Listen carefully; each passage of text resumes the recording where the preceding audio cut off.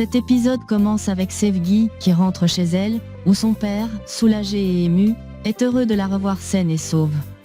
Candan, de son côté, revient auprès de Diemal et O'Our. Diemal leur confie qu'il est allé voir Arif et lui a demandé de tout faire pour sauver Demir. Les larmes aux yeux, Candan partage son inquiétude, en expliquant que Demir lui a parlé comme s'il ne reviendrait jamais. Diemal tente de les rassurer, affirmant qu'ils doivent rester forts pour affronter la situation. Pendant la nuit, Oiku fait un cauchemar où elle voit son père en danger. Terrifiée, elle se réveille en pleurs. Candan accourt pour la consoler et lui murmure doucement que tout ira bien.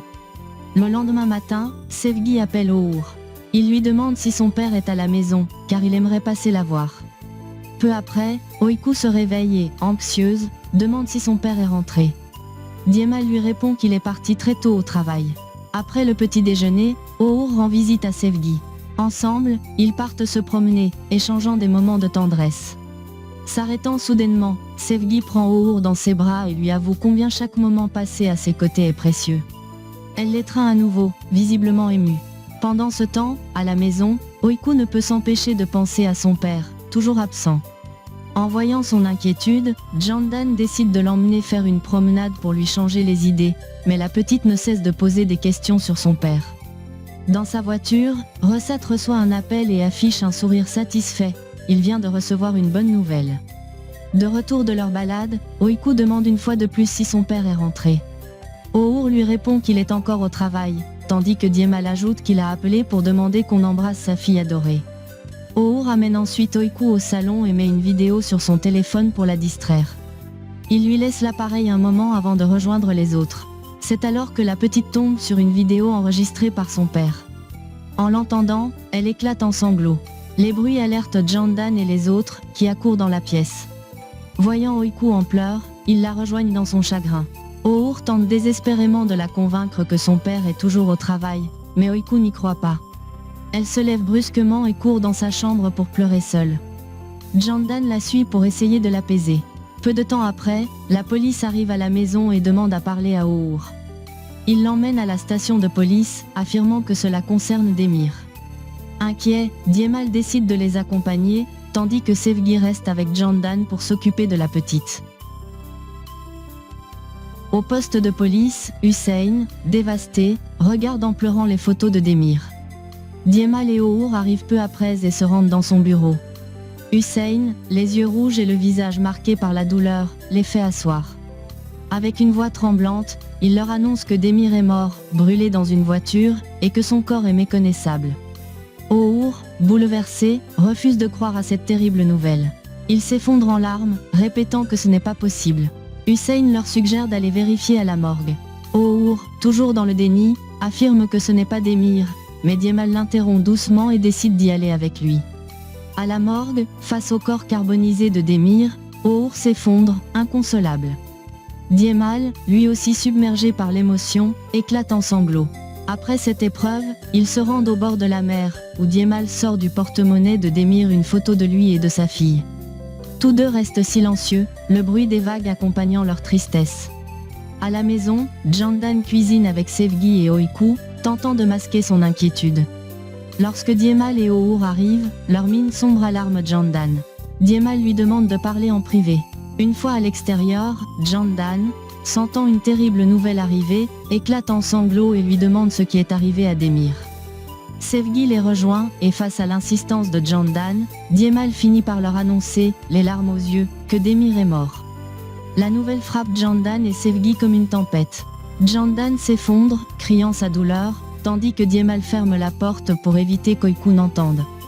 Sevgi enlace Candan, pleurant avec elle, tentant de la calmer. Pendant ce temps, à l'intérieur, O'Our regarde Oiku, incapable de lui dire la vérité. Il se contente de lui sourire tristement. Le soir, Diemal emmène Candan et Sevgi chez lui pour les protéger de l'agitation à la maison et éviter qu'Oiku ne devine la vérité. Il leur promet de revenir et demande à Sevgi de l'appeler en cas de besoin avant de partir. Sevgi demande alors quand auront lieu les funérailles. Diemal, abattu, répond que ce sera le lendemain matin. Chez O'Our, ce dernier regarde en silence les photos de son ami défunt. Oiku, innocente, lui apporte un repas. Surpris, O'Our essuie ses larmes et s'efforce de manger avec elle, faisant semblant de ne rien ressentir. Mais son appétit le trahit. Oiku lui demande avec insistance s'il n'aime pas le pudding. O'Our sourit faiblement et lui répond que si.